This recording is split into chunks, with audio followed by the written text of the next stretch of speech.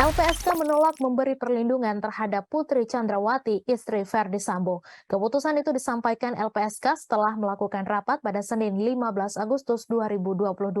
Wakil Ketua LPSK Susila Ningtyas mengatakan hasil asesmen tidak mencerminkan situasi PC terancam jiwanya. Sementara untuk Baradae, LPSK memutuskan untuk memberikan perlindungan kepadanya. Dengan demikian, LPSK akan memberi perlindungan maksimal untuk Baradae yang merupakan saksi pelaku. Pemberian perlindungan diberikan juga karena yang bersangkutan memiliki informasi besar dan jiwanya terancam akibat kepemilikan informasi terkait dengan pembunuhan Brigadir Yosua Huta Barat.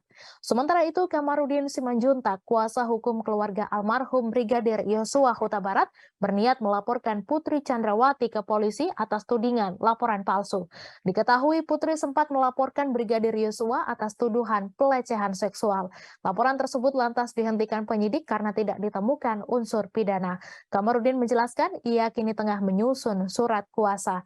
Meski demikian, Kamarudin belum menyebut pasti kapan laporan itu akan dibuat. Selain laporan palsu, Putri juga akan dilaporkan terkait pelanggaran Undang-Undang ITE. Kamarudin pun mendesak Putri segera menyampaikan permintaan maaf jika tidak ingin dilaporkan ke polisi. Jangan lupa subscribe, share, komen, dan like ya!